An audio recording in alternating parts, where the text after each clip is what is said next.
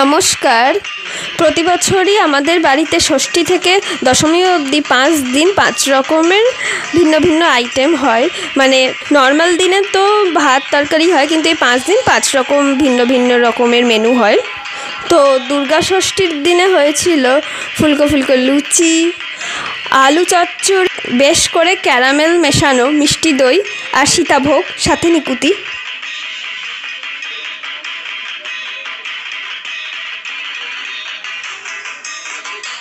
মহাসপ্তমীর দিনে হয়েছিল মায়ের হাতের স্পেশাল খিচুড়ি, আলু ভাজা, ফুলকপি কষা, আমের আচার আর দানাদার। আর মহাষ্টমীর দিনে হয়েছিল ফুলকো ফুলকো লুচি, কষা আলুর দম, চানা মশলা, রসগোল্লা আর বুন্দিয়া, যেটা আমাদের বাড়ির দুর্গা মাকে ভোগ হিসেবে নিবেদন করা হয়েছিল। অষ্টমীর দিনে সারা দিন রাত লুচির ওপরই আমাদের ভোজনটা হয়েছিল। তো সেই জন্য মহানবমীর দিনে প্লেন ভাত, ধোকার তরকারি, পেঁপে ভাজা এবং আরও কিছু তরকারি হয়েছিল। তো সেই জন্য সেইটার ভিডিও করিনি। আর বৃহস্পতিবার যেহেতু আমাদের পিওর ভেজ ডে, তো সেই জন্য বৃহস্পতিবার আমাদের দশমীর দিনে নিরামিষ হয়েছিল। তো বিজয়া দশমীর স্পেশাল মেনুতে ছিল পোলাও, কষা আলুর দম, পনির কারি, টমেটোর চাটনি, সীতাভোগ আর নিকুতি।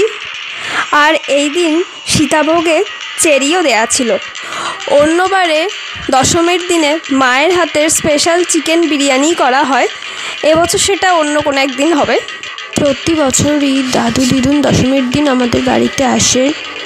আমাদের বাড়িতে বিজয়া দশমীর দিনে ঝরা বা কদম দরজায় লাগানোর নিয়ম আছে। অনেকের বাড়িতে এটা লক্ষ্মী পুজোর দিনেও লাগানোর নিয়ম আছে।